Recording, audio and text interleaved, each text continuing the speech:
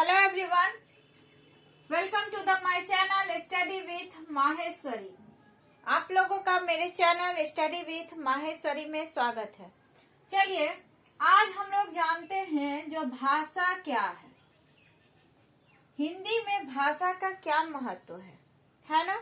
भाषा किस तरह से व्याकरण से जुड़ा हुआ है। नहीं, आप लोगों को मालूम होगा जो हम लोग जो भी शब्द बोलते हैं, जो भी उच्चारण करते हैं, वो सब भाषा कहलाता है ना।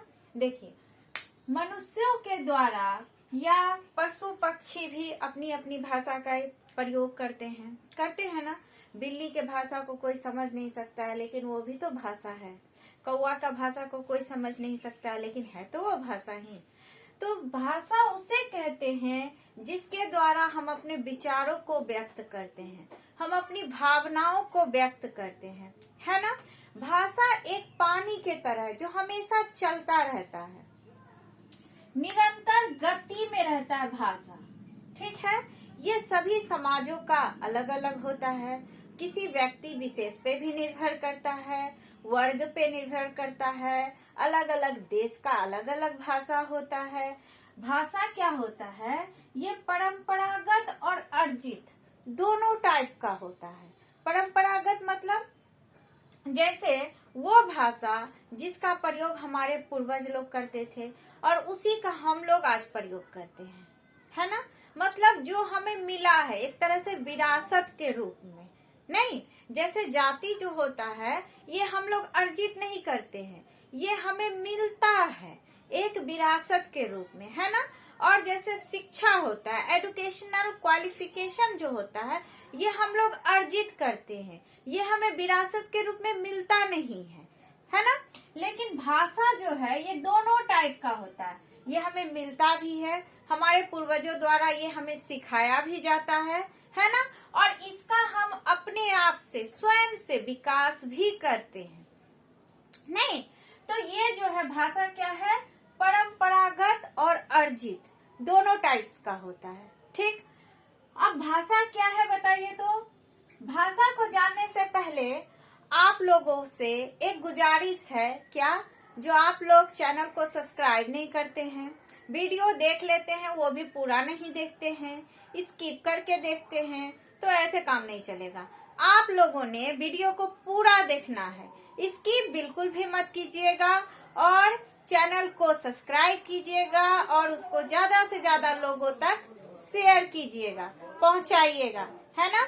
उससे क्या होगा, मेरा मोटिवेशन बढ़ेगा, जिससे मैं आप लोगों को और अच्छे अच्छे टॉपिक पे वीडियो बना करके दूंगी, है ना, और आप लोगों का ज्ञान बढ़ेगा।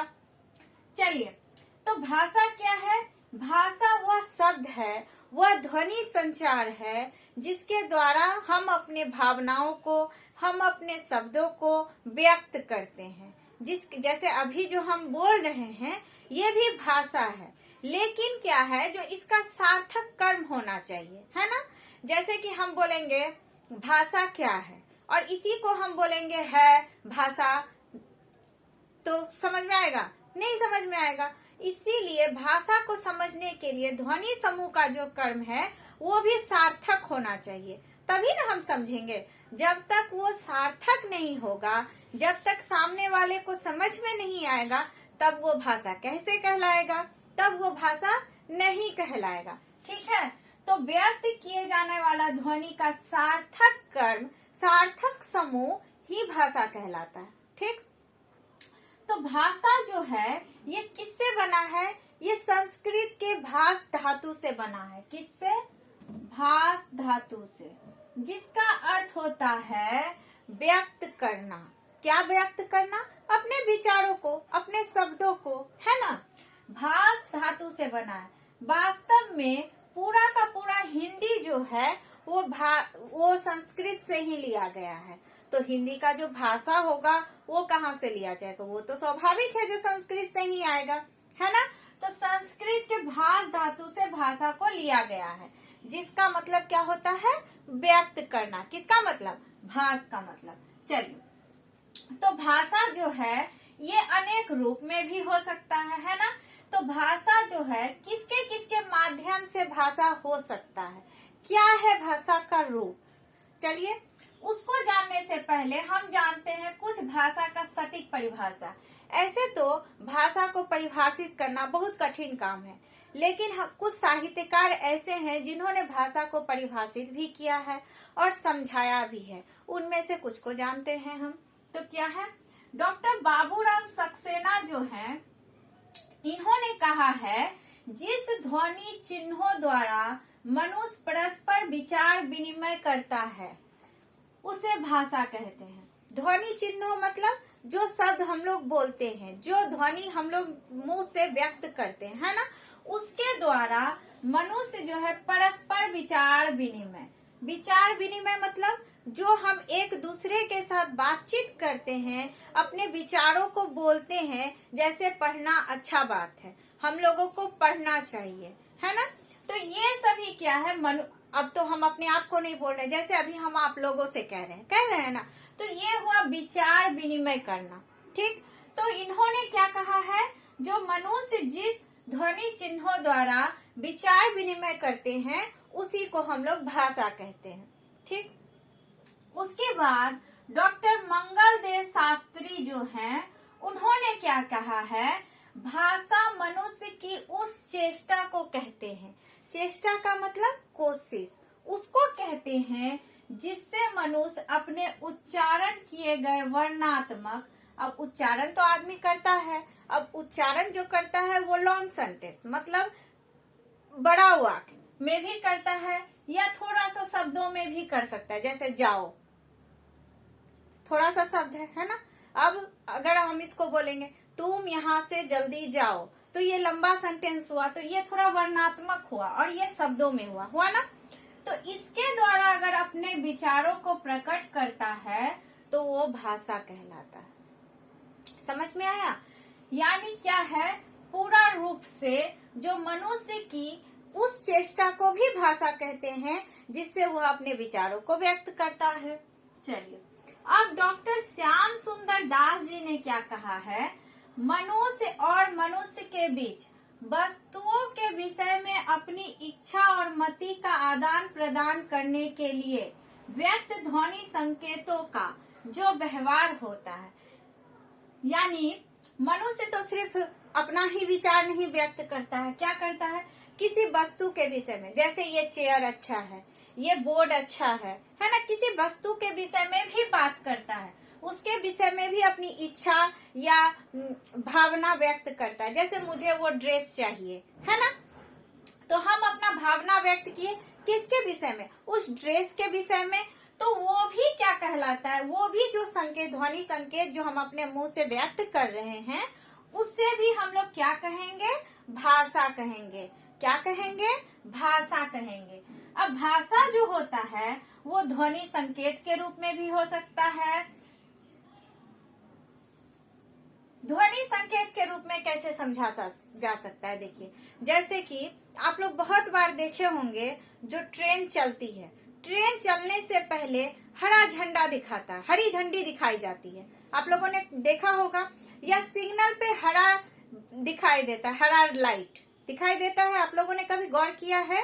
अगर नहीं किया है तो एक बार कीजिएगा। जैसे ही हरा सिग्नल हो जाता है या हरी झंडी दिखाई जाती है, तो इसका मतलब होता है क्या, जो ट्रेन अब चलेगी, ठीक है। तो ये हो गया ध्वनि संकेत। लेकिन ध्वनि संकेत के माध्यम से जरूरी नहीं जो सब कोई समझ ही सकते हैं उसको, जरूरी ऐसा नहीं है जो सब कोई इस ध्वनि संकेत को समझता ही है। ये जो होता है, जो मतलब जैसे जो लोग जानकार नहीं है वो लोग नहीं समझ पाते हैं, तो ये हर माध्यम में हर कोई के लिए सटीक नहीं होता है। अब यादृच्छिक क्या है, ये तो एकदम गलत है। जैसे कि मान लीजिए इसको हम लोग सिर्फ अपना लिए हैं, जैसे कि मान लीजिए बिल्ली बोलती है, तो क्या हम लोग उसको समझते हैं? बिल्ली तो म्याऊ म्याऊ बोलती है, हम लोग उसको समझ पाते हैं? स्वाभाविक है, नहीं समझ पाते हैं। कौवा जैसे काव काव बोलता है, क्या हम लोग उसकी भाषा को समझ पाते हैं?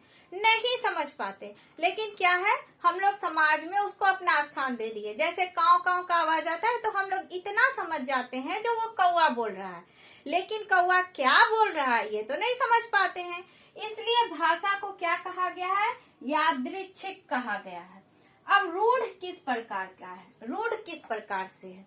रूढ़ जो है, मान लीजिए हम लोगों के पूर्वज जो लोग जो होते हैं, वो लोग बहुत कोई पेड़ को यानी कि ट्री को बहुत कोई वृक्ष कहता है, बहुत कोई गाछ कहता है। आप लोगों ने सुना है बहुत कोई गाछ कहते हुए।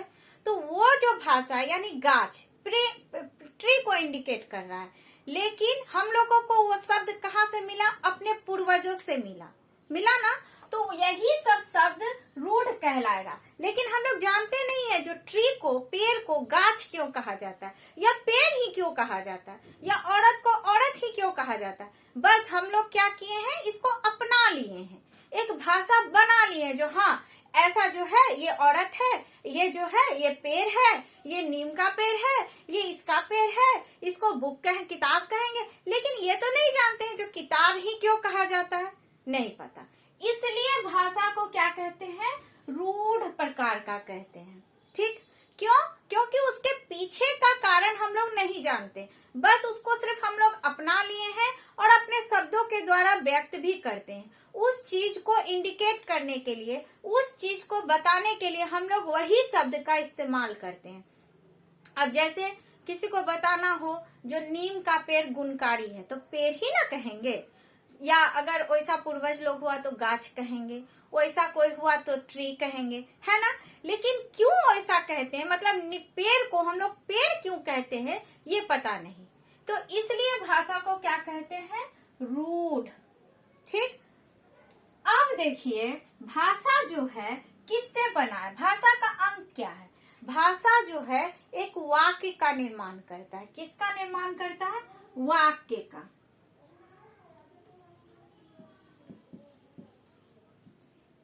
और वाक्य किसका निर्माण करता है? शब्द का करता है ना।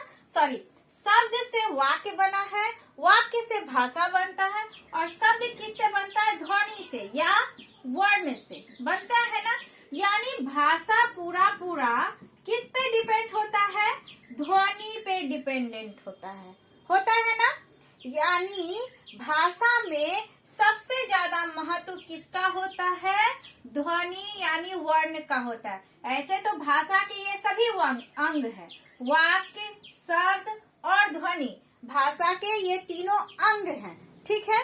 अब वाक्य कैसे बनता है? शब्द से। शब्द कैसे बनता है? ध्वनि से। और ध्वनि यानी कि वर्ण कैसे बनता है? अक्षर से। ठीक, तो भाषा के ये तीनों क्या है? अंग हैं। ठीक, अब भाषा जो है प्रत्येक समाज का अलग अलग होता है। किसी विशेष समाज के लिए विशेष भाषा का प्रयोग किया जाता है। अलग अलग समाजों में जैसे कोई लोग कैसे कहते हैं, जैसे वो चीज अच्छा है तो ओटा अनेक भालो होता है ना। कोई लोग अरे वो तो बहुत बढ़िया है बोलता है ना ऐसे। तो ये क्या है? भाषा के अलग अलग रूप है। अब देखिए भाषा जो है दो रूपों में मिलता है। कौन कौन से रूप? लिखित और कथित। कथित और लिखित। भाषा के कौन कौन से दो रूप होते हैं?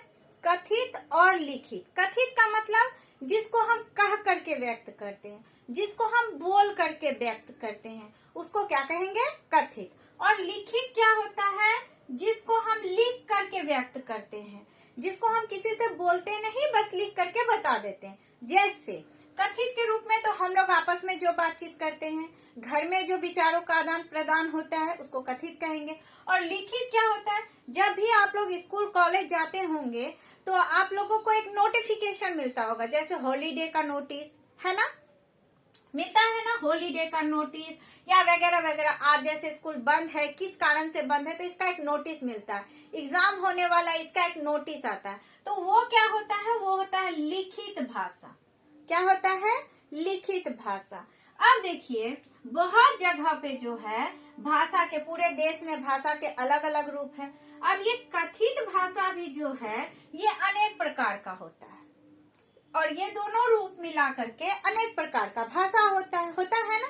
जैसे कि मान लीजिए भारत में हिंदी बोलता है, कोई पंजाबी, पंजाब में पंजाबी बोलता है। सभी देश के भाषा जो होते हैं अलग अलग होते हैं। ठीक, अब भाषा के जो हैं अलग अलग रूपों में एक आता है बोलियां। बोलियां क्या होता है? जो भाषा हम घर में बोलते हैं, बोल चाल के रूप में यूज करते हैं, उसको क्या कहेंगे? भाषा। जैसे इसमें बहुत सारा ठेठी होता है, भोजपुरी होता है ना, ये सभी क्या होगा? भाषा बोलियां कहलाएगा। जैसे हेगे आ न जल्दी, ये सब बोलियां कहलाएगा। इसका क्या होता है? एक शुद्ध रूप नहीं होता। मतलब जिस चीज को हम लोग घर में यूज करते हैं, जिस बोली को, वही बोलियां कहला जाता है। ठीक। उसके बाद क्या है? परिनिष्ठित भाषा। परिनिष्ठित भाषा क्या है? जो भाषा में व्याकरण सम्मिलित हो गया हो। ठीक है।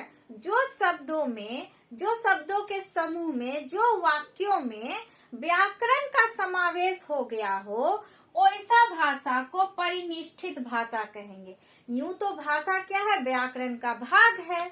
नहीं, व्याकरण जो है भाषा का भाग है, लेकिन व्याकरण जो क्या करता है, वो भाषा को एक शुद्ध रूप प्रदान करता है।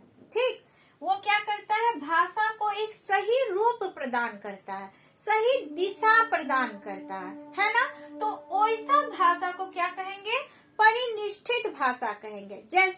जैसे साहित्य में जो भाषा का प्रयोग करते हैं, किताबों में जो भाषा का प्रयोग होता है, वो सब भाषा क्या कहलाएगा?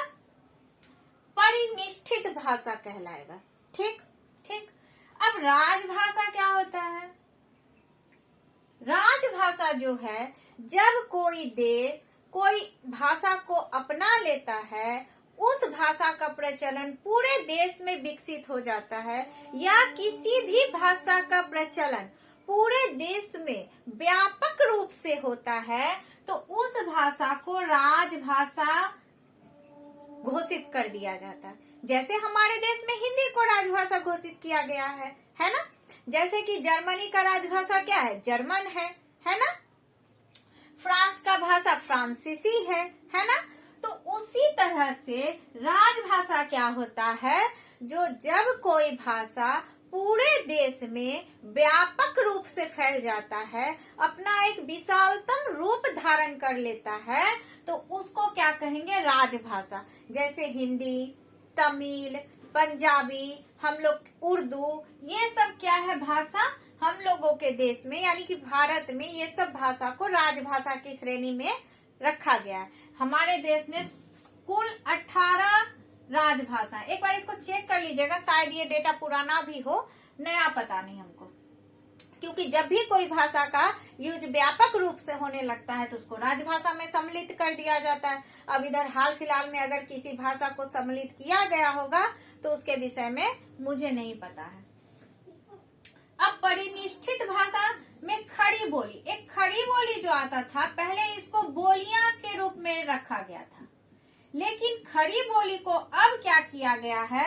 जो इसका इतना अच्छा से सुधार हो गया है खड़ी बोली का, इसमें इतना अधिक व्याकरण का समावेश हो गया है, जो ये परिनिष्ठित भाषा में यूज किया जाने लगा है। अब देखिए, देश में जो है, हमारे देश में भाषा की प्रकृति भी भिन्न भिन्न होती है ना। भाषा का स्वभाव अलग अलग होता है। क्या होता है? तो क्योंकि हर एक समाज में भाषा का अलग अलग रूप होता है।